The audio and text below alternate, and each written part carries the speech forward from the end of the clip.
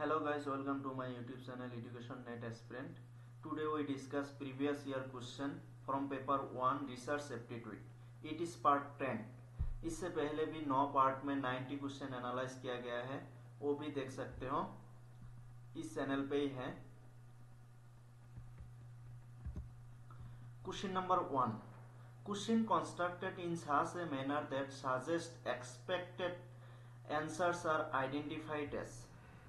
Question construction इस प्रकार किया गया है कि एक्सपेक्टेड आंसर भी सजेस्ट किया जाता है। इसको क्या बोला जाता है? जो क्वेश्चन में एक्सपेक्टेड आंसर का सजेस्ट किया जाता है उसको क्या बोला जाता है? Option A main question, option B meta question, option C lead question, option D suggestive question. देखो, जो क्वेश्चन में आंसर एक्सपेक्टेड आंसर को सजेस्ट किया जाता है उसको बोला जाता है लीड क्वेश्चन। तो इसका करेक्ट आंसर होगा ऑप्शन सी लीड क्वेश्चन। उसके बाद question number 2. Which of the following are ethical principles in research? नीचे दिया हुआ कौन कौन सा रिसर्च का इथिकल प्रिंसिपल्स है? A respect for participants, B informed consent, C justice for participants, D voluntary deception, E coercive consent. Choose the correct answer from the option given below. देखो, इसमें से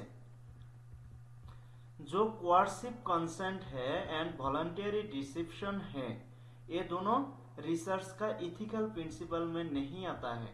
तो इस वजह से इसका आंसर होगा option A B and C only. Respect for participants, participants को रिसर्चर के द्वारा रेस्पेक्ट किया जाना चाहिए, पार्टिसिपेंट को रेस्पेक्ट किया जाना चाहिए, ये रिसर्च का इथिकल प्रिंसिपल है।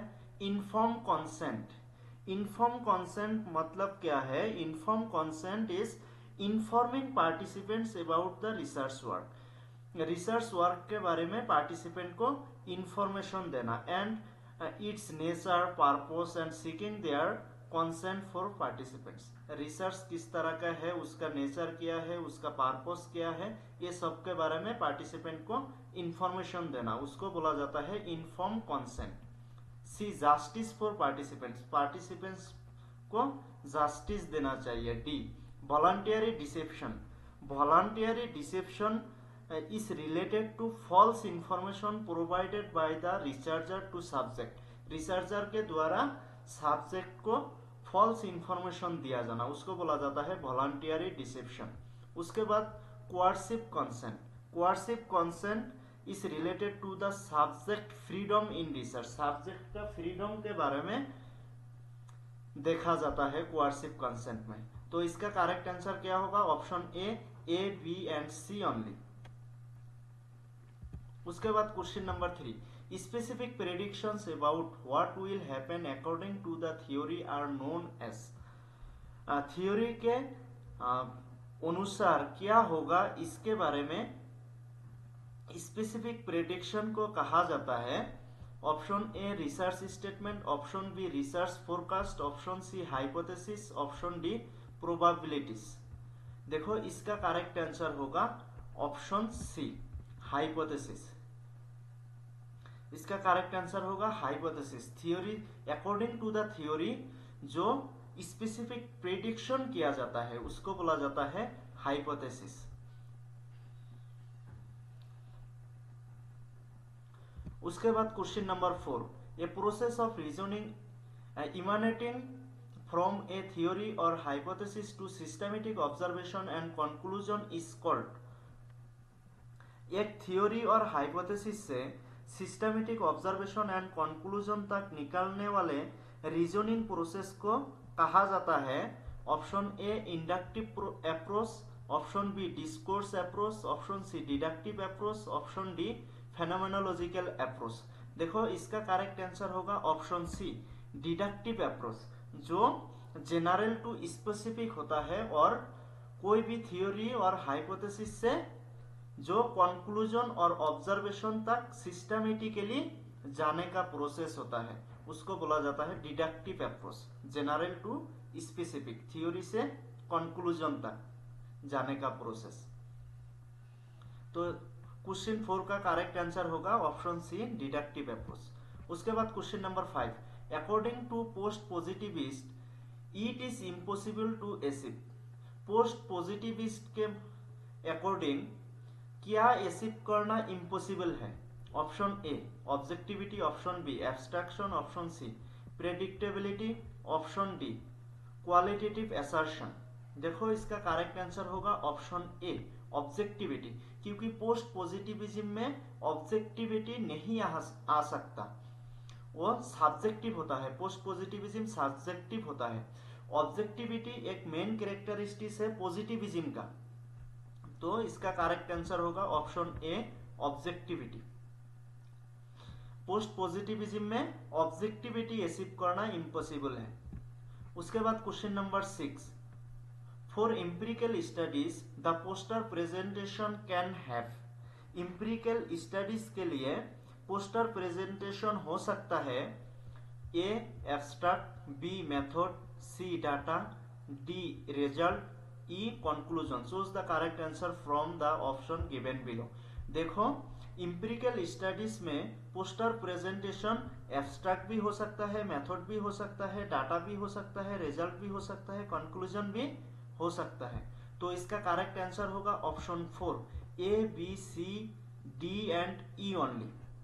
ऑल जितना है सब हो सकता है, abstract, method, data, result, conclusion. तो इसका करेक्ट आंसर होगा ऑप्शन 4। उसके बाद question number 7, in much of social research the variable used are. अधिकांश सोशल रिसर्च में यूज किया जाने वाला वेरिएबल्स है option A manipulable, option B experimental, option C non manipulable, option D डेविएशनल। देखो जो सोशल रिसर्च में अधिकांश यूज किया जाता है वो वेरिएबल होता है नॉन मैनिपुलेबल, जो मैनिपुलेट नहीं कर सकते हो। सोशल रिसर्च में वेरिएबल को मैनिपुलेट नहीं किया जा सकता। तो इसका करेक्ट आंसर होगा ऑप्शन सी नॉन मैनिपुलेबल। उसके बाद question number 8, the panel study has the issue of. Panel study में क्या इशू है, क्या इशू होता है? Option A attrition, option B signal survey, option B single survey, option C different variables, option D inanimate objects. इसका correct answer होगा option A attrition. Panel study में attrition का इशू हो सकता है। एट्रिशन मतलब क्या है? Attrition is the process of drop out from A panel study. जो पैनल स्टडी से ड्रॉप आउट किया जाने का प्रोसेस है उसको बोला जाता है एट्रिशन। सो पैनल स्टडी में एट्रिशन का इशू आता है। उसके बाद question number 9, if respondents are offered an option of answering a questionnaire, for example the postal questionnaire, respondents are given an option of answering by web survey, it is called। if researcher को एक questionnaire का answer देने के लिए एक option दिया जाता है, for example poster questionnaire respondents को वेब सर्वे में एक ऑप्शन दिया जाता है आंसर देने के लिए, इसको कहा जाता है option A optional survey, option B multiple survey, option C selective survey, option D mixed mood survey. देखो इसका करेक्ट आंसर होगा option D mixed mood survey. जो क्वेश्चनियर में आंसर देने के लिए रेस्पोंडेंट को ऑप्शन ऑफर किया जाता है और ऑप्शन दिया जाता है उसको बोला जाता है मिक्स्ड मूड सर्वे। तो इसका करेक्ट आंसर होगा option D mixed mood survey. उसके बाद question number 10, which of the following are the disadvantage of online survey. Online survey का नीचे दिया हुआ कौन कौन सा डिसएडवांटेज है? A online research is expensive, B sample can be small and skewed, C there can be an excessive turnover of communication, D technological issue may lead inconsistencies, E online participants are rigid. देखो इसमें online research का disadvantage देखो, और ये क्या दिया हुआ है, ऑनलाइन रिसर्च इज एक्सपेंसिव।